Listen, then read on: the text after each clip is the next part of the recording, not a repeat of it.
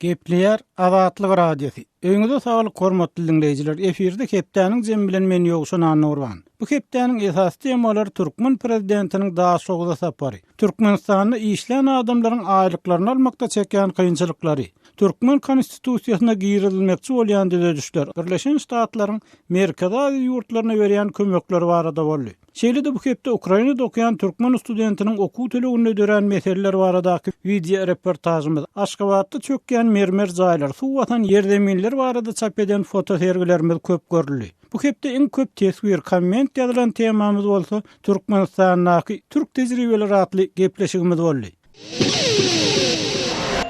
Habarlardan ma'lum bolýar, Prezident Berdimuhammedow Daşoğuzda geçiren göçme mejlisini 4 sany etrap häkimini, 2 etrabyny bir şäheriň häkiminiň ornwasarlaryny wezipelerinden boşatdy. Mundan öňe Prezident ahal we Balkan welaýatlaryna hem häkimleri toparlaýyn çalyşypdy. Yerli synçylar işden aýyrmak çäreleriniň adaty zady öwürlendigini we ýagdaýyň gowulanmagyny o diýen oňun täsir ýetirmeýändigini aýdýarlar. Şonuň bilen bir wagtda Prezident Berdimuhammedow Daşoğuzdaky problemleri tasdik etdi. Eýsem Daşoğuzdaky sosial, ykdysady meselelerin çözgüden ämedi. Azatlyk radiosu bu soragy asly Daşoğuzdan emma häzir başga ýurtlarda ýaşaýan synçylara berdi.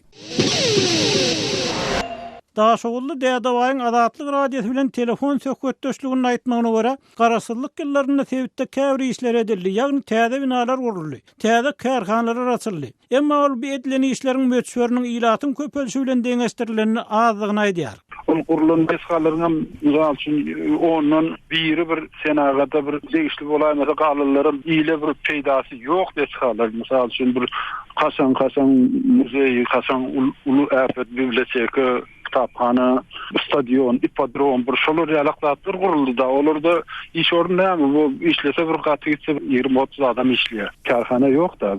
Daşoğuzda böyle synçylaryň ýene bir Şwesiýada bosgunlukda ýaşaýan türkmen dissidenti Hudaýberdi Oradowyň pikirine görä bu Sebitiň ilatynyň durmuş ýaşaýyş derejesi ýurdun beýleki regionlaryna kagaranyna has agyr. Ol bu ýagdaýyň sebäbini odaly Daşoğuzyň ýerleşýän ýerinde, ikinji tarapdan Sowet döwrüniň paýta siýasatyna görýär. Söz hükümet çok koprak bahsettik deyip doğrudan çok bahsettik köfelti da su kovalın başladı da sonrası daha sonra su aziyet başladı da sonrası yukarıdakiler açılı yol sularını maşa koyuyor başladılar da sonrası için su el başladı. Şöyle daha sonra ziraatında da seviye betbahtçılıkları da Sovet doğruları başladı da. Daşoğuzly Dädawaýdan tapawutlukda Hudaýberdi Oradow Sebitiň sosial meselelerini çözgüt gözlemekde, garaşsyzlyk ýyllaryna Sowet döwründäki ýalkem alad edilmeýändigini aýdyp, Niýaf döwrüniň welaýatyň düşen ýagdaýyndan şeýle mysal getirdi. Sosial ýagdaýyny halkyň, ykdysady ýagdaýyny o sözatlary bir hökümet gözü bilen seretmek, bir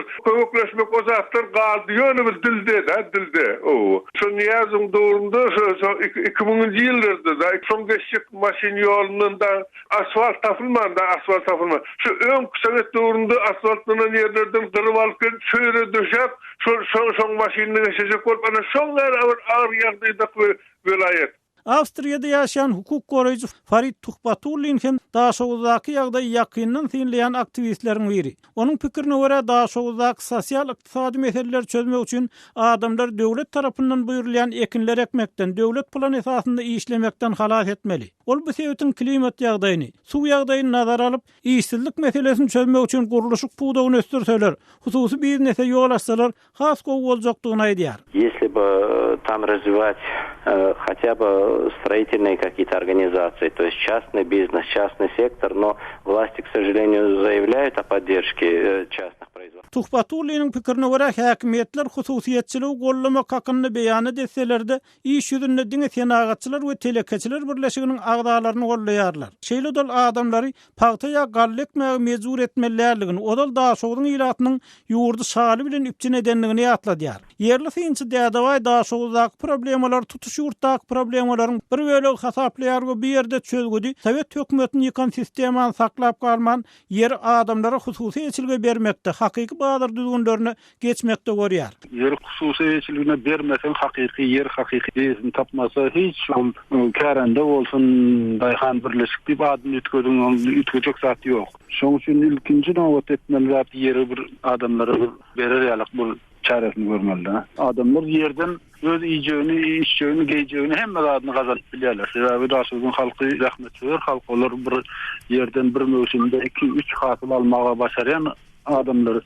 Hormatly dinleyijiler, asly Daşoğlu aktivistlerin pikirlerini dinlediniz. Azatlyk radiosynyň web saýtyny bu makalanyň aşagyna pikirini teswirini aldyran okuwçylarymyzyň biri Baýly şeýleýär. Dogry diýilýän zatlar, ýöne ýene bir zady göleňinde tutmaly. Daşoğluň ähli halky gaty ýumşak. 10 ýyl mundan odal Daşoğluň aviakasiýasynda hiç bir kanun işlemeýärdi. Ähli vilayetde aza känni bilet satylýar. Daşoğlu diňe edara başlyklarynyň zawanagy goýunça elmidama bilet bar. Ýöneki adamlar şuňa hiç ýyl garşylyk görkezmeýär. Yerli başlyklar bolsa bu ýagdaý bolmaly şeýle diýip düşünýär. Şu düzgünü dol ýok etmek üçin vilayet ýolbaşsam gaty adalatly adam bolmaly. Üns berseňiz 10 ýyl bäri vilayet häkimi Aşgabatdan ölenilýär diýip Baýly atly okuwçymyz ýatyr. Hormatly dinleyijiler, eýsem bu mesele barada siz näme pikir edýäňiz? Adatlyň web saýtyny öz pikirlerinizi aýtmak mümkinçiliginiň peýdalanmaga çağırýar. Gepleýär Azatlyk radiosy. Hepdäniň jem programmamyzy dinleýärsiňiz. Türkmen parlamentiniň spiker Aksan Nurberdi we Goloýda Türkmenistanyň konstitusiýasyna giýirilmeli düzedişleriň sentýabrda ýaşullar maslahatyny soňky gezek giňeşilip şu ýylyň aýagyna parlamentde kabul ediljekdigini aýtdy. Emma yerli hinçiler Türkmen metbuatyna hiç ýyl konstitusiýa maslahatynyň edilmeýändigini, çekişmeleriň görünmeýändigini aýdýarlar. Bu temadan kärdeşim Merdan Sariýewiň maglumatyny bilelikde dinläliň. Türkmen parlamentiniň spikeri Aksan Nurberdiýewa 9 iýunda Moskwada Rus kärdeşleri bilen duşuşyp Türkmenistanyň konstitusiýasynyň rejelenen görnüşiniň tatnamasynyň soňky gezek ýaşullar maslahatynda sentýabrda ara alınıp maslahatlaşyljakdygyny, şondan soňra parlamentde kabul ediljekdigini habar berdi. Şeýle ol bu kanun aktynda bilim, ekologiýa, ýurtda adam hukuklary boýunça ygtyýarly wekiliň statusynyň döredilmegi wagtynda ören köp düzedişiň bardygyny aýtdy.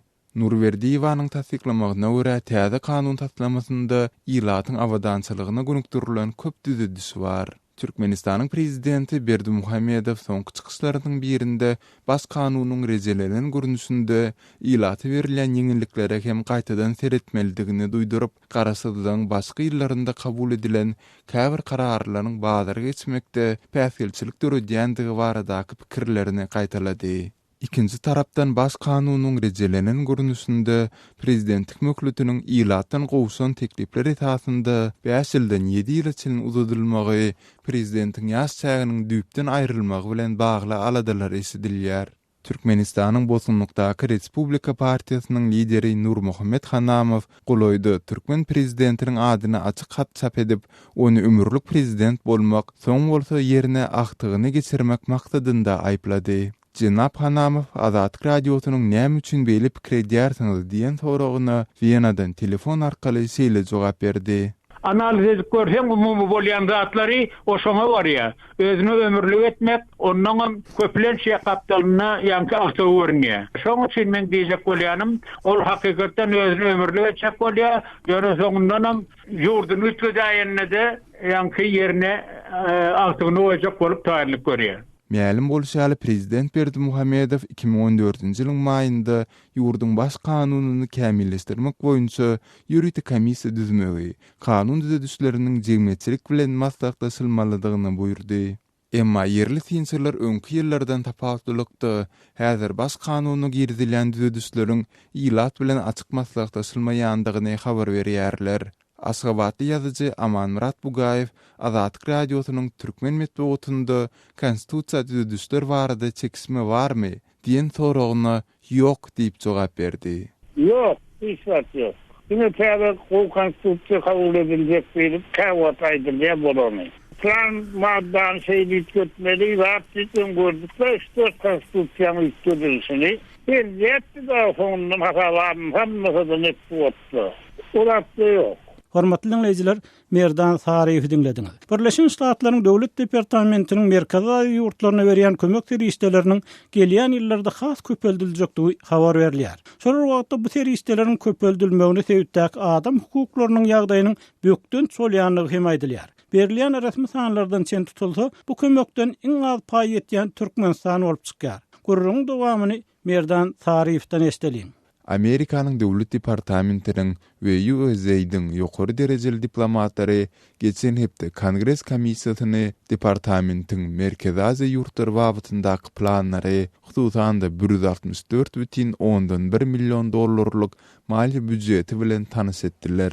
Döwlet sekretarynyň Merkezi Aziýa ýurtları boýunça kömekçi orunwasary Daniel Rosenblum Wekiller öýüniň dasarky meseleler komitetiniň Ýewropa, Ýewraziýa we ýüze çykan howplar komissiýasynda çykyş edip, Merkezi Aziýa programmalary üçin berilen servisleri artdyrmak zerurlyklary barada jikme-jik gurrun etdi.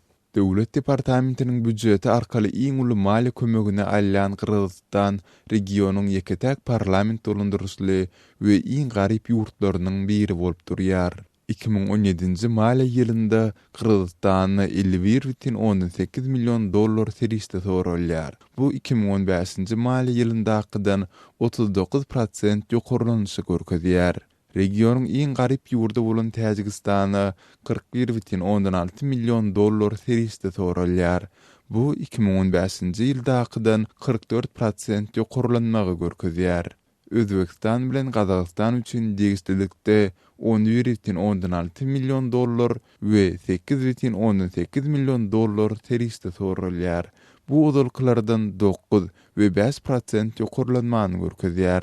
Regionun iň bir az gatnaşykly döwleti bolan Türkmenistan üçin sorulýan seriste 4,8 milyon dollary barabar bolup, bu 2015-nji ýyldakydan 44% artysy görkezýär. Rosenblum öz kärdesleri bilen bilelikde çykyş edip, Amerikanyň bu tewitde ileri tutýan meselelerini düşündirdi.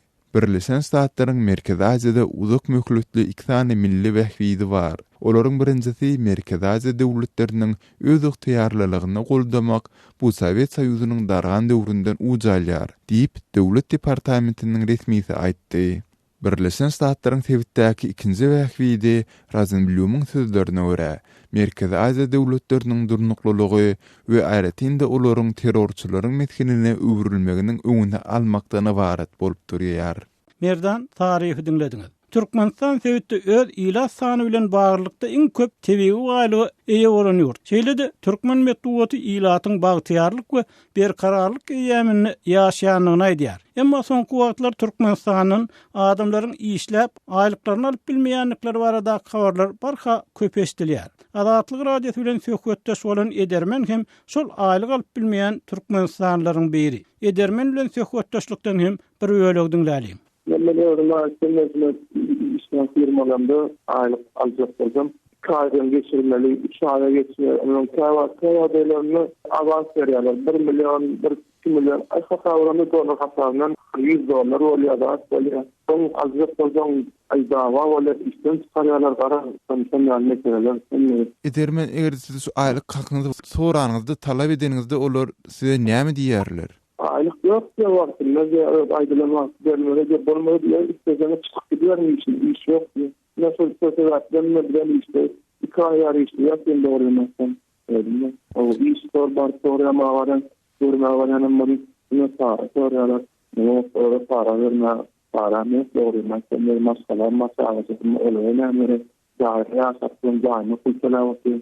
Hormatly dinleyijiler, Türkmenistanly Edermen bilen söhbetdeşligimizi dinlediňiz. Şunuň bilen hepdeniň jem programmamyzyň birinji böleginiň soňuna geldik. Onuň dowamyny dünýä türkmenleri gepleşigimiz bar. Men ýoksuny anlagurwan şu ýerde sizi bilen hoşlaşyp, nowaty Türkiýede habarçymyz Döwlet Baýhany berýär. Azatlygyň tolkunlaryndan aýrylmaň, hormatly dinleyijiler.